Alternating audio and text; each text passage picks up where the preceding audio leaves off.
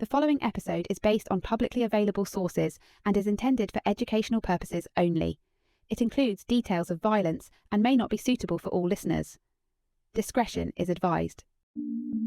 For 6 years, the streets of northern England were gripped by fear. A shadow moved through the night, targeting women with brutal, unrelenting violence. Police launched one of the largest manhunts in British history, but they failed, again and again and again.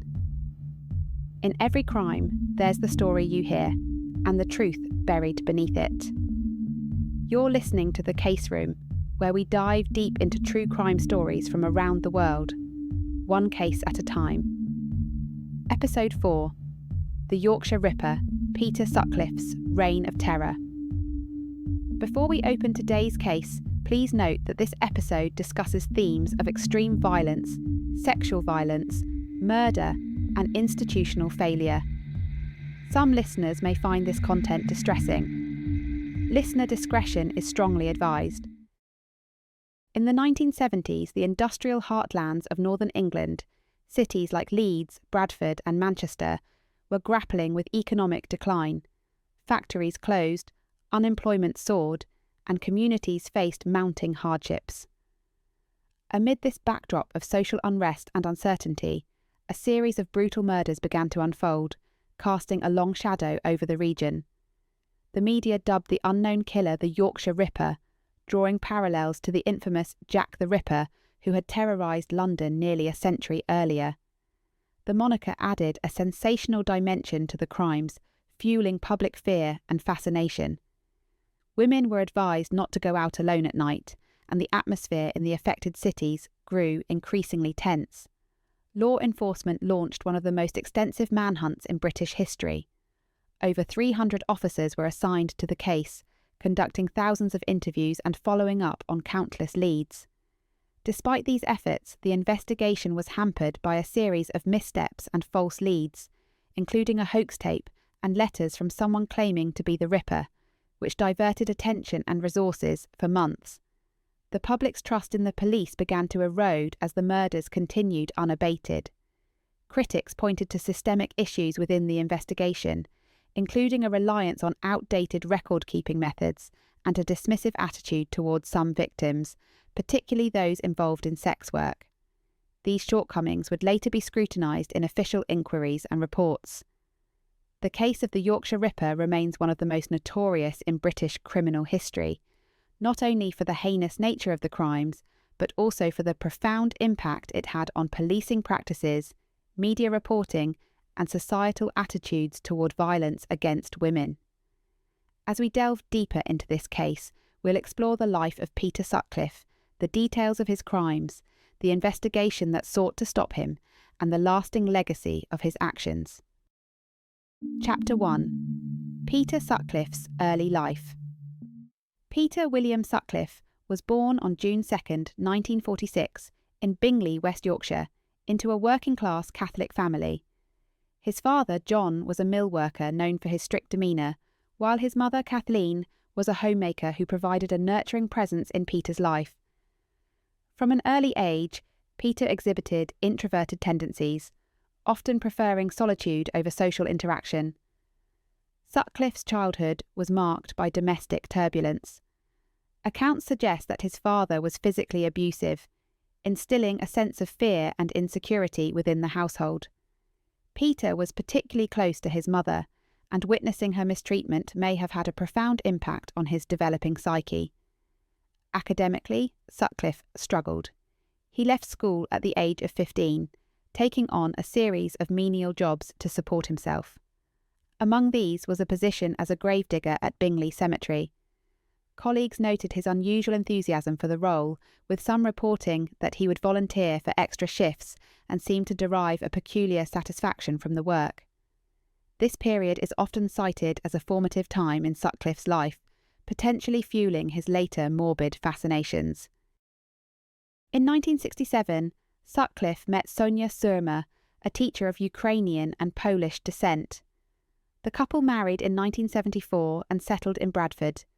Their marriage faced challenges, including Sonia's struggles with mental health and the couple's inability to have children due to multiple miscarriages. Despite these difficulties, they remained together until Sutcliffe's arrest in 1981. During this time, Sutcliffe began working as a heavy goods vehicle driver, a job that provided him with the mobility and independence that would later facilitate his crimes. His work took him across various regions, allowing him to familiarise himself with numerous locales, a factor that would prove significant in the years to come. Sutcliffe's early life, characterised by emotional instability, exposure to violence, and social isolation, laid a complex foundation for his future actions. While not all individuals with troubled upbringings become violent offenders, in Sutcliffe's case, these elements coalesced into a dangerous trajectory that would culminate in one of Britain's most notorious criminal cases.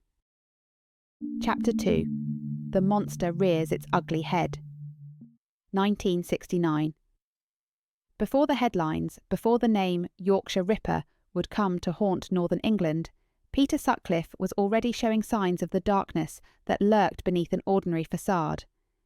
It was in 1969, 6 years before the first known murder, that Sutcliffe committed his first documented violent attack.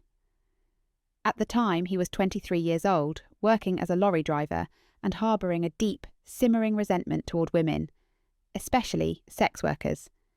That resentment, on this night, would turn into action. He was out with a friend, Trevor Birdsall, driving in a minivan around Bradford. Sutcliffe was searching for a woman who had previously conned him out of money. His anger festered as they cruised through the streets. Eventually, he asked Birdsall to stop on St. Paul's Road. Without a word, Sutcliffe got out of the van and disappeared from view. Minutes passed. When he returned, he was breathless and sweating, as though he had been running. His first words to Birdsall were sharp, panicked. "Drive. Now." As they sped away, Sutcliffe admitted what he had done. He'd followed a prostitute into a nearby garage and, once inside, struck her over the head with a stone hidden in a sock. A crude, vicious weapon. The force was enough to wound and terrify, but not kill. But Sutcliffe's attempt to get away clean would be foiled. The woman he attacked, though injured, had the presence of mind to note Birdsall's vehicle registration number. By the next day, police were knocking on Sutcliffe's door. Confronted, Sutcliffe did not deny the encounter, but he downplayed the violence, claiming he had struck the woman only with his hand, not with a weapon.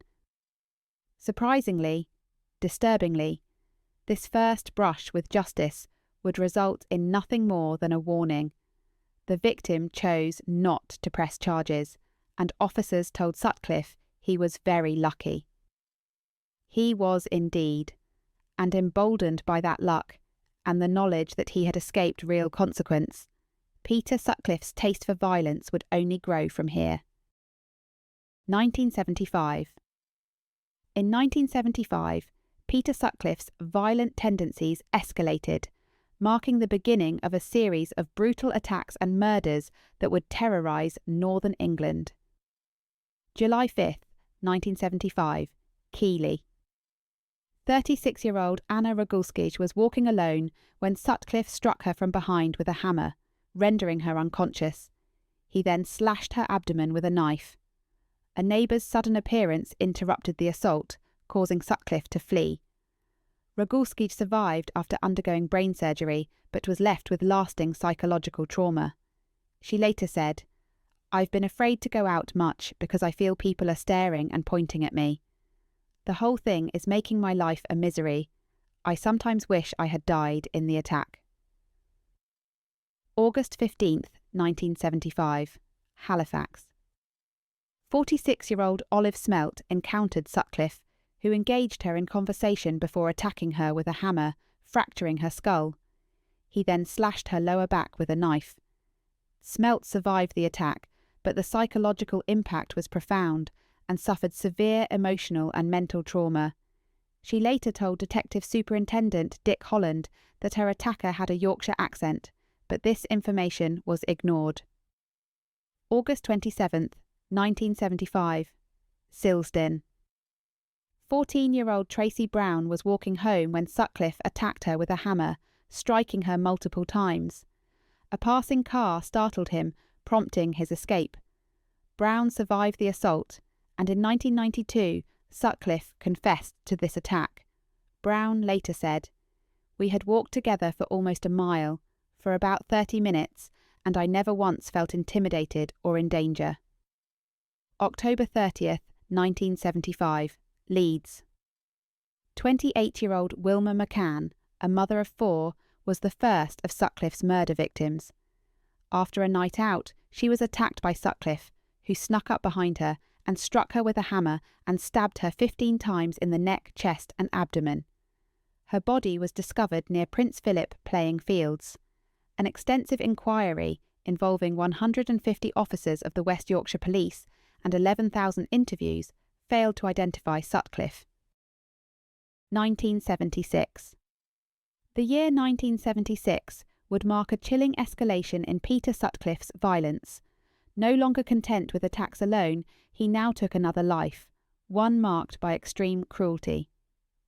January 20th, 1976, Leeds. Emily Monica Jackson was 42 years old, a wife and mother. Life had not been kind in recent months. Financial hardship had forced the family into desperate measures. At her husband's urging, Emily had begun engaging in sex work from the van of their family roofing business.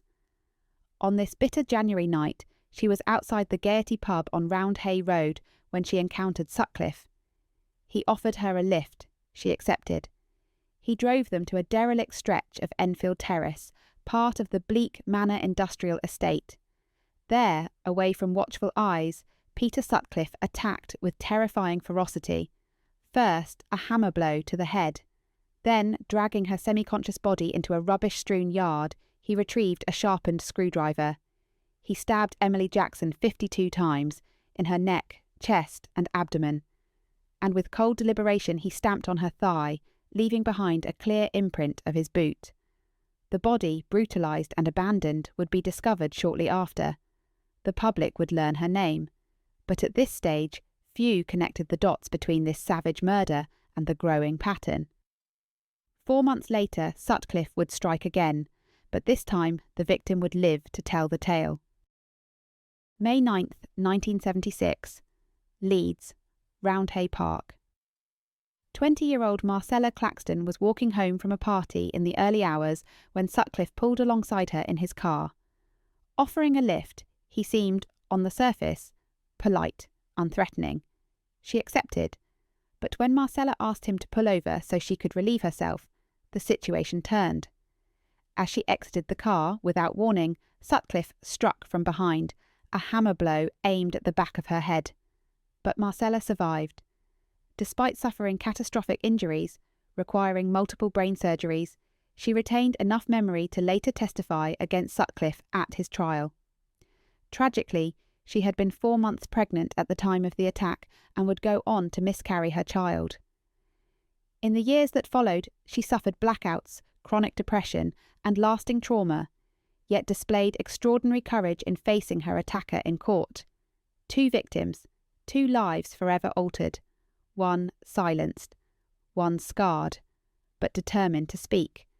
And Peter Sutcliffe's hunger for violence was only growing. 1977. The year Peter Sutcliffe's attacks became more brazen, more savage, and the fear sweeping across the north of England more palpable. February 5th, 1977. Leeds, Roundhay Park. 28-year-old Irene Richardson, a sex worker from Chapeltown, was last seen around 11:15 p.m, leaving a rooming house on Cowper Street. She told friends she was headed to Tiffany's, a popular pub and disco in central Leeds. She never arrived. Later that night, in the isolated expanse of Roundhay Park, Sutcliffe attacked. A hammer to the head, stabs to the neck and throat, 3 more to her stomach, and when he was done, after life had left her body, he meticulously arranged her corpse, placing her knee-high boots across the back of her thighs in an eerie, deliberate gesture. Nearby, tyre tracks were found, offering police a clue. A long list of potential vehicles was compiled, but the killer remained at large. April 23rd, 1977. Bradford. 32-year-old Patricia Tina Atkinson Mitra, also a sex worker, met Sutcliffe in Manningham. She invited him back to her flat. There, once the door was closed, he struck 4 hammer blows to the back of her head. As she lay helpless, he exposed her and stabbed her 6 times in the stomach. When police arrived, they found a clear bootprint on her bedclothes, Sutcliffe's calling card. June 25th, 1977. Leeds. 15-year-old Jane MacDonald was not a sex worker. She was a schoolgirl, out to meet friends at the Hofbrauhaus Bierkeller. When she missed the last bus home, she waited at a friend's, but around 2 a.m. decided to walk. On Reginald Street, Sutcliffe struck. Hammer blows to her head, 3 in total, stabs to her chest and back. Her body was discovered by children the next morning in a nearby playground, a sight that would horrify the community. With Jane's murder, public fear reached new heights. The press seized on one grim fact: the killer was no longer targeting sex workers alone. Now, no woman was safe. July 10th, 1977. Bradford. 43-year-old Maureen Long had been at a nightclub. Leaving late, she accepted a lift from a stranger, Sutcliffe. During the drive, she asked him to pull over so she could relieve herself. As she stepped out, he struck from behind. When found, Maureen was suffering from severe hypothermia and head injuries. She would spend 9 weeks in hospital. Tragically, a witness later misidentified Sutcliffe's car, sending police on a wild goose chase. 300 officers were tasked with checking thousands of cars. The real killer remained free. October 1st, 1977. Manchester. 20-year-old John Bernadette Jordan, Scottish Jean to her friends, was a mother of 2 and working the streets of Moss Side. Sutcliffe picked her up shortly after 9 p.m. He drove her to a wasteland near Southern Cemetery. There he delivered 11 hammer blows. He mutilated her body. But in the aftermath, panic set in. He realised he had paid Jean with a newly issued traceable £5 note. After hosting a family party that night, Sutcliffe returned to the scene, hoping to recover the incriminating note, but failed. Jean's body was discovered on October 9th by a local man searching for bricks. Police traced the note back to branches of Midland Bank in Bingley and Shipley, narrowing the field to 8,000 potential suspects. Over 3 months, 5,000 men were interviewed, including Sutcliffe, but he provided a solid alibi. He'd been at a family party. The trail went cold again. December 14th, 1977.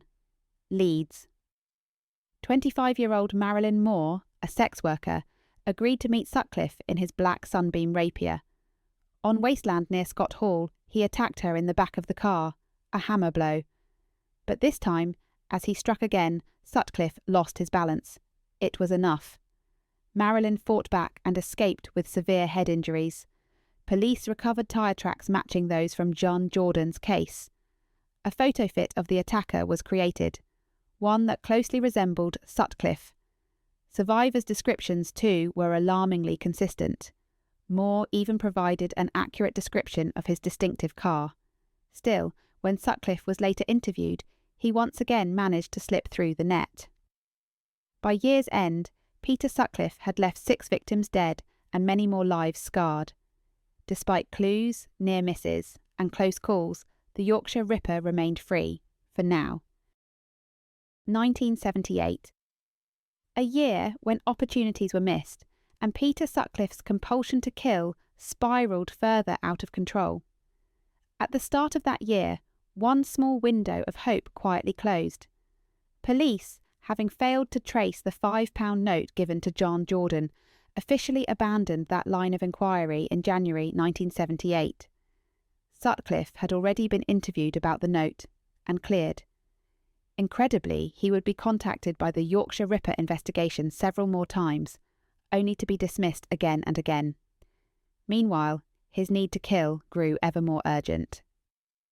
January 21st, 1978. Bradford.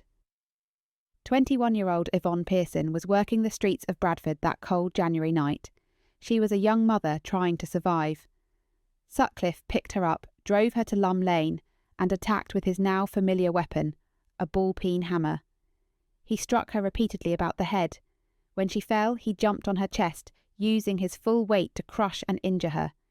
In an especially grotesque act, he stuffed horsehair, pulled from a discarded sofa, into Yvonne's mouth, and then hid her body beneath that same sofa, concealed from view. Her body would not be found for 2 months. January 31st, 1978, Huddersfield, Garrod's Timber Yard. Only 10 days later, Sutcliffe struck again. 18-year-old Helen Ritker, a sex worker, accepted a lift from him. As she exited his vehicle in a timber yard, Sutcliffe attacked. 5 hammer blows to the head, dropping her to the ground. He then stripped most of her clothing, leaving her bra and jumper pushed up around her chest. For the first, and only, time, Sutcliffe proceeded to sexually assault a victim.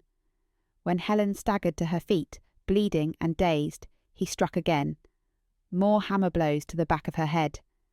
Finally, he retrieved a knife from his car and stabbed her several times. Her body was discovered 3 days later, hidden beneath a sheet of asbestos among timber stacks under the railway arches. Later, during police interrogation, Sutcliffe chillingly admitted, "I had the urge to kill any woman." The urge inside me to kill girls was now practically uncontrollable. May 16th, 1978. Manchester. Vera Evelyn Millwood, aged 40, mother of 7. She left her council flat in Hume around 10 p.m, telling her boyfriend she was heading out to buy cigarettes. Sutcliffe picked her up and drove to a dark parking compound beside Manchester Royal Infirmary.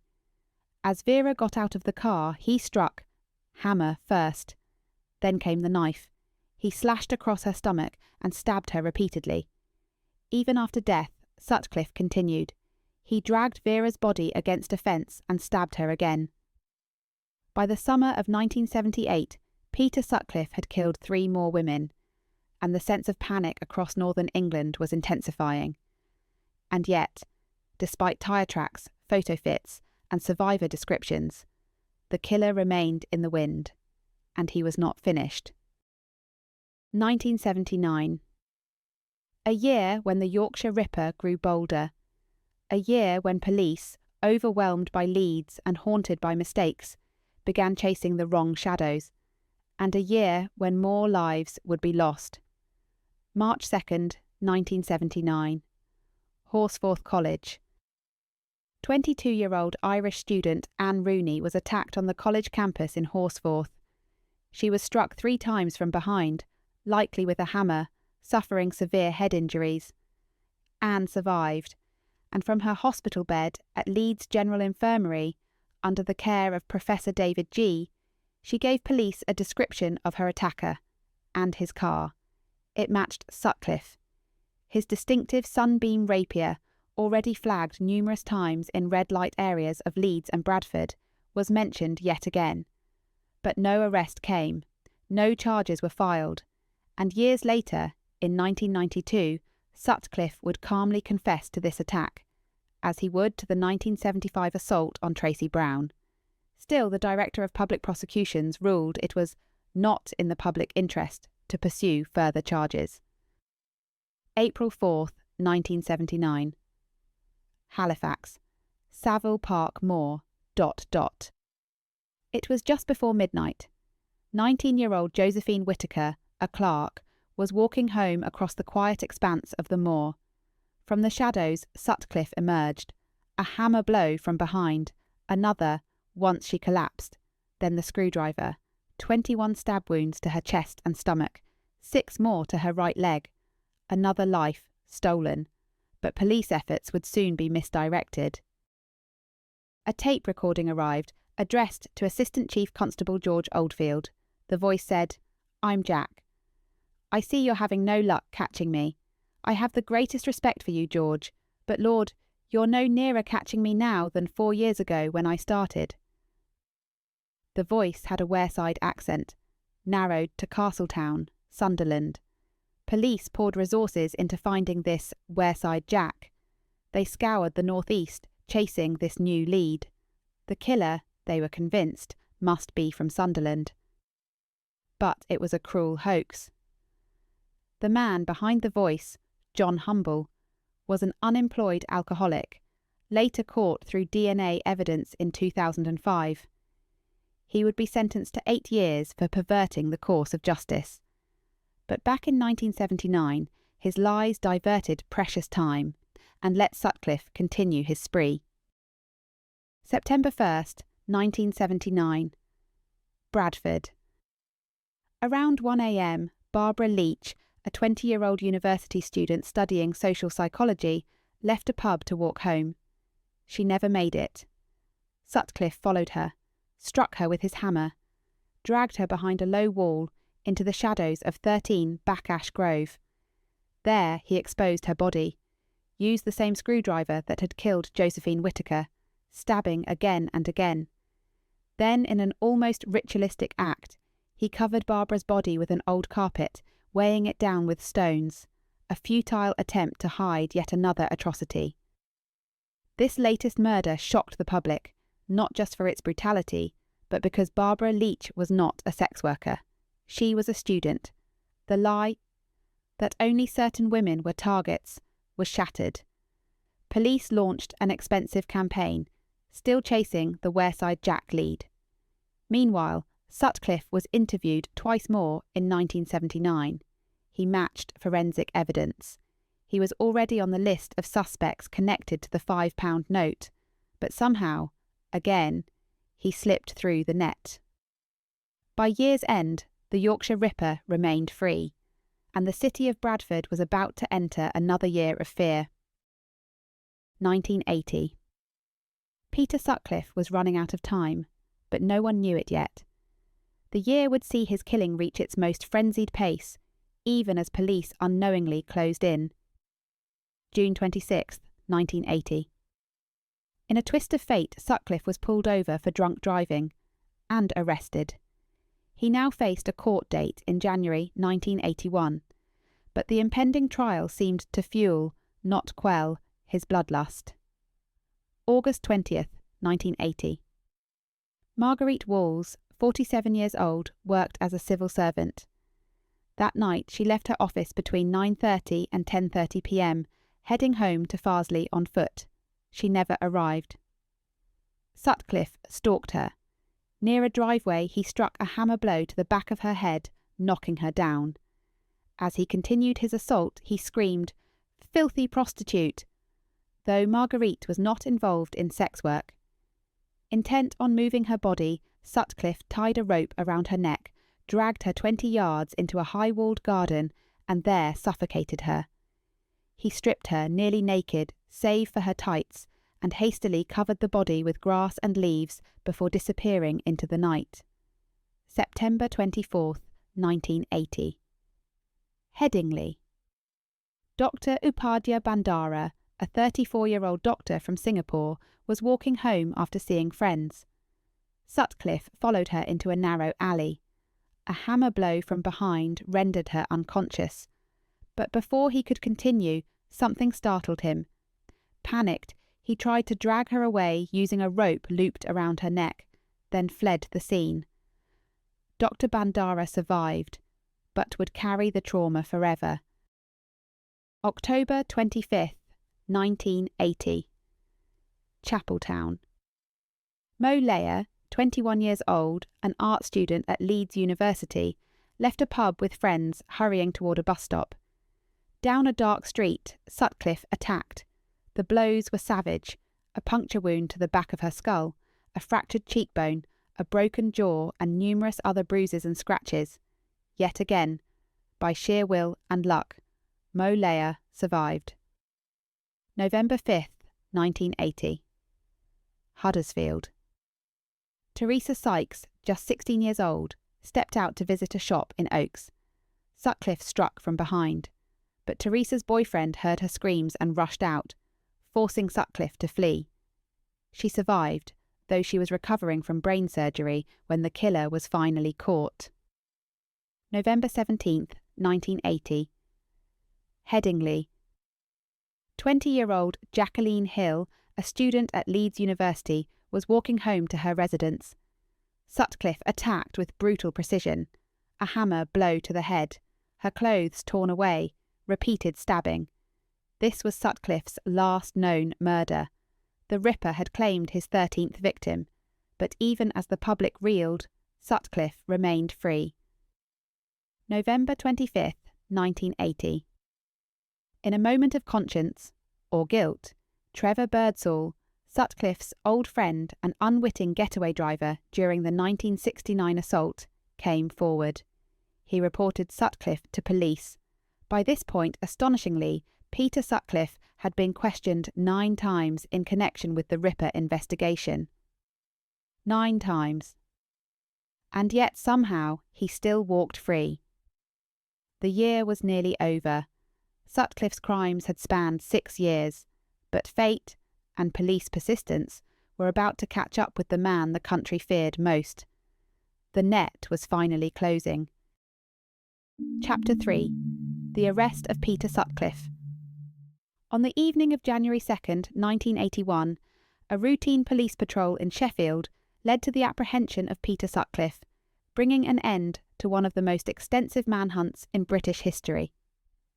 Sergeant Robert Ring and probationary constable Robert Hydes noticed a brown Rover parked in a secluded area, occupied by Sutcliffe and a woman later identified as Olivia Reevers, a known sex worker. Upon questioning, Sutcliffe provided the alias Peter Williams, and the officers observed that the car's licence plates were false. Before being taken to the station, Sutcliffe requested to relieve himself behind a nearby storage tank. Unbeknownst to the officers, he used this opportunity to discard a ball-peen hammer and a knife. At the Hamerton Road police station, Sutcliffe was arrested for theft and deception. During a subsequent search, officers discovered a knife concealed in the toilet cistern. The following day, Sergeant Ring returned to the arrest scene and found the discarded hammer and knife. These discoveries, combined with Sutcliffe's physical characteristics matching those of the Yorkshire Ripper suspect, prompted further investigation. On January 4th, after intensive questioning, Sutcliffe confessed to being the Yorkshire Ripper, admitting to the murders of 13 women and the attempted murders of 7 others. His arrest marked the culmination of a 5-year investigation involving over 250,000 interviews and the examination of thousands of suspects. Despite being interviewed multiple times during the investigation, Sutcliffe had previously evaded capture. The apprehension of Peter Sutcliffe brought relief to a nation gripped by fear and led to significant changes in investigative procedures within British law enforcement. Chapter 4. The Trial and Sentencing. On May 5th, 1981, Peter Sutcliffe stood trial at London's Old Bailey, facing 13 counts of murder and 7 of attempted murder. Despite his earlier confession, Sutcliffe pleaded not guilty to murder, instead admitting to manslaughter on grounds of diminished responsibility, asserting that he was driven by divine voices to kill. 4 psychiatrists diagnosed him with paranoid schizophrenia, and the prosecution was initially inclined to accept his plea. However, presiding judge Mr. Justice Boreham rejected this, insisting that a jury should determine Sutcliffe's mental state. Over a 2-week trial, the jury heard testimonies from medical experts and reviewed the harrowing details of Sutcliffe's crimes. After nearly 6 hours of deliberation, they returned a majority verdict of 10-2, finding him guilty of all charges. Justice Boreham sentenced Sutcliffe to 20 concurrent life sentences, recommending a minimum term of 30 years before eligibility for parole. He expressed hope that Sutcliffe would never be released, labelling him as an unusually dangerous man. Initially incarcerated at HM Prison Parkhurst, Sutcliffe was transferred to Broadmoor Hospital in 1984 after being diagnosed with paranoid schizophrenia. In 2010, the High Court imposed a whole-life tariff, ensuring he would spend the remainder of his life in custody. Chapter 5. Criticism of authorities and their attitude towards prostitutes. The investigation into Peter Sutcliffe, the Yorkshire Ripper, has been widely criticised for systemic failures and a dismissive attitude toward victims, particularly those involved in sex work. These shortcomings not only delayed Sutcliffe's apprehension, but also highlighted deep-seated biases within law enforcement and society at large. Between 1975 and 1980, Sutcliffe murdered 13 women and attempted to kill several others. Early in the investigation, police and media narratives often emphasised the victims' involvement in sex work, labelling them as prostitutes and implying a moral distinction between them and other women. This framing suggested that some victims were more innocent or respectable than others, influencing public perception and investigative priorities. A pivotal moment occurred with the murder of Jane MacDonald, a 16-year-old shop assistant, in June 1977. Unlike previous victims, MacDonald was not involved in sex work, leading to a shift in public concern and media coverage. Her death prompted a more vigorous police response, revealing the implicit bias that had previously downplayed the urgency of the investigation when victims were sex workers. The police's focus on victims' lifestyles contributed to investigative missteps. Survivors who did not fit the assumed victim profile, such as Olive Smelt and Mo Lear, reported their attacks but were not taken seriously. Their accounts were often dismissed, and crucial evidence was overlooked, allowing Sutcliffe to continue his crimes unchecked. Misogynistic attitudes within the police force further impeded the investigation. Detective Jim Hobson's statement during a press conference, where he referred to non-sex worker victims as totally respectable women, underscored the prevailing belief that some victims were less deserving of protection. Such language not only devalued the lives of sex workers, but also hindered a comprehensive understanding of the killer's motives and patterns. The 1981 Byford Report, an internal review of the investigation, highlighted numerous procedural failures, including poor record-keeping and a lack of coordination among police departments. It also criticised the narrow focus on sex workers as victims, which led to missed opportunities to apprehend Sutcliffe earlier. The report emphasised the need for systemic reforms to address these shortcomings. In the years following Sutcliffe's conviction, public discourse began to challenge the stigmatisation of sex workers and the institutional biases that had marred the investigation. Advocacy groups and feminist organisations called for greater recognition of all victims' humanity, regardless of their occupation. These efforts aimed to ensure that future investigations would be conducted with impartiality and respect for all individuals affected by violent crimes. The Yorkshire Ripper case serves as a stark reminder of the consequences of prejudice within law enforcement and society. It underscores the importance of addressing systemic biases to ensure that all victims receive equal protection and justice, irrespective of their background or lifestyle. Chapter 6. Possible other victims and additional investigations. Peter Sutcliffe, infamously known as the Yorkshire Ripper, was convicted in 1981 for the murders of 13 women and the attempted murders of 7 others. However, subsequent investigations and analyses have suggested that his reign of terror may have extended beyond these confirmed cases. Various unsolved crimes from the same era bear striking similarities to Sutcliffe's known modus operandi, prompting questions about the true extent of his criminal activities. In the years following Sutcliffe's conviction, law enforcement agencies revisited numerous unsolved cases to determine potential links to the Yorkshire Ripper. In 1996, Keith Hellawell, then Chief Constable of West Yorkshire Police, reviewed 60 unsolved murders and attacks, narrowing them down to 20 cases that he believed could be connected to Sutcliffe. These cases shared commonalities such as the use of a hammer as a weapon, similar head injuries, and attacks on women in isolated areas.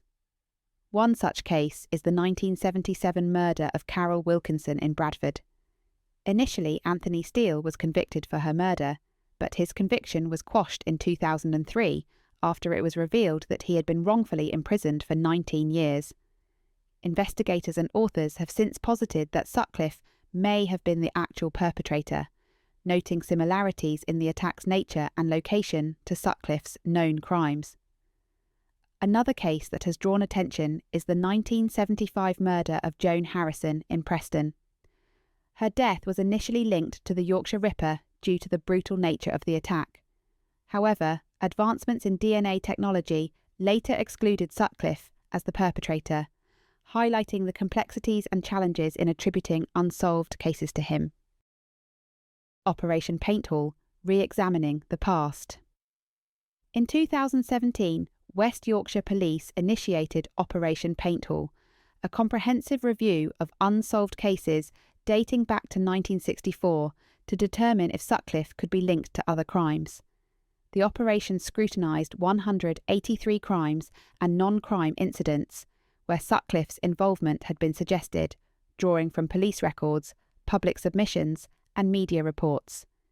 Despite the extensive review, the force neither confirmed nor denied the existence of Operation Painthall in response to a Freedom of Information request, maintaining confidentiality over the investigation's findings. Barbara Young, a case of uncertainty.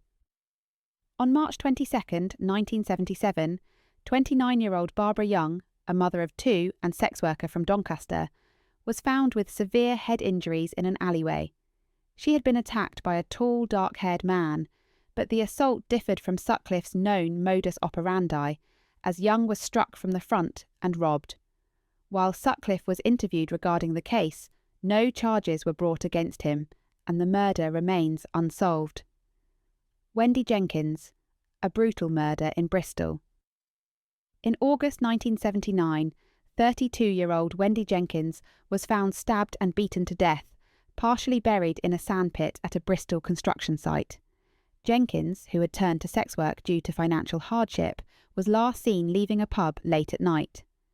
The nature of her injuries bore similarities to Sutcliffe's known attacks, prompting Avon and Somerset Police to consult with West Yorkshire Police.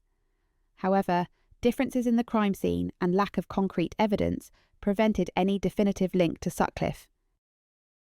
Swedish murders, an international inquiry. In 1980, two Swedish sex workers, Gertie Jensen and Teresa Thurling, were found murdered in Gothenburg and Malmö, respectively. Both women had suffered severe head injuries, and their deaths were marked by sexually charged brutality, reminiscent of Sutcliffe's crimes. Investigators noted that Sutcliffe's name appeared on a ferry manifest between Malmö and Dragör around the time of the murders. Despite these findings, West Yorkshire Police stated they were absolutely certain that Sutcliffe had never been in Sweden and no charges were filed. The Secret Murders, expanding the scope. In their 2015 book, Yorkshire Ripper, The Secret Murders, authors Chris Clark and Tim Tate proposed that Sutcliffe was responsible for at least 22 additional murders between 1966 and 1980. Their research highlighted several cases with striking similarities to Sutcliffe's known crimes. Mary Judge, 1968. Found beaten to death near Leeds Parish Church. Lucy Tinslop, 1969. Sexually assaulted and murdered in Nottingham. Gloria Booth, 1971. Strangled and partially nude in Ruislip. Judith Roberts, 1972. A 14-year-old found battered to death in Staffordshire. A wrongful conviction was later overturned. Wendy Sewell, 1973. Attacked in Bakewell Cemetery. The convicted man was later released. Rosina Hilliard, 1974. Found with head injuries and signs of strangulation in Leicester. Alison Morris, 1979. Stabbed multiple times in Essex, just hours before Sutcliffe's confirmed murder of Barbara Leach in Bradford. Despite these efforts, definitively connecting Sutcliffe to additional crimes remains challenging. While some cases exhibit similarities to his known attacks, the lack of concrete evidence such as DNA or eyewitness accounts, hinders the ability to establish clear links. Moreover, the passage of time and degradation of physical evidence further complicate these investigations. The possibility that Sutcliffe's criminal activities extended beyond the confirmed cases underscores the importance of continual re-examination of unsolved crimes. Advancements in forensic science and a commitment to justice for all victims necessitate ongoing efforts to uncover the full scope of his actions. Only through persistent investigation can authorities hope to provide closure to the families affected and ensure that all of Sutcliffe's victims are acknowledged. Chapter 7. Incarceration, Appeal and Death. Following his 1981 conviction for the murders of 13 women and attempted murders of 7 others, Peter Sutcliffe was sentenced to 20 concurrent life terms. Initially incarcerated at HM Prison Parkhurst, he was transferred in 1984 to Broadmoor Hospital after being diagnosed with paranoid schizophrenia. During his time at Broadmoor, Sutcliffe survived multiple violent assaults by fellow inmates, including a 1997 attack that left him blind in one eye. In 2010, the High Court ruled that Sutcliffe would never be released, imposing a whole life tariff. An appeal against this decision was rejected in 2011. By 2016, medical assessments deemed him mentally fit for prison, leading to his transfer to HM Prison Frankland. Sutcliffe's health deteriorated in late 2020. He was hospitalised for heart issues and fitted with a pacemaker. After testing positive for COVID-19, his condition worsened, and he died on November 13, 2020, at the age of 74. An Ombudsman report later criticised aspects of his end-of-life care, including prolonged restraint and lack of direct contact with his next of kin. Chapter 8. Closing Thoughts. The story of Peter Sutcliffe, the Yorkshire Ripper, is one of horror, injustice and tragedy. For 6 years he stalked the streets of northern England, leaving behind a trail of unimaginable violence and heartbreak. 13 women murdered, countless more attacked, entire communities gripped by fear, and all too often systemic failures allowed that fear to fester. It was not only a story of a killer, but of an investigation marred by bias and missteps. In the eyes of law enforcement at the time, some victims were seen as less deserving of protection simply because of their backgrounds. The repeated dismissal of critical leads, the failure to connect surviving victims' accounts, and the devastating distraction of a cruel hoax allowed Sutcliffe to remain free long after he should have been stopped. The case changed the way the UK approached serial murder investigations. It exposed deep flaws in attitudes toward women, especially those on society's margins. It forced hard questions about policing priorities, media narratives, and the very value placed on human life. Decades later, the full scope of Sutcliffe's crimes may never be known. Questions about other possible victims remain unanswered. For the families of those women, and for survivors, the pain lingers. And yet, from the darkness, lessons have emerged. Policing practices have evolved. Public awareness has grown. The voices of victims and their loved ones are now rightly heard in ways they were not in the 1970s. In this episode, we have examined the facts, but we also remember the people. Women whose lives mattered and whose stories deserve to be told with dignity. These tragedies remind us that behind the headlines are real people, real consequences, and real pain. Thank you for listening, and remember to subscribe for more true crime.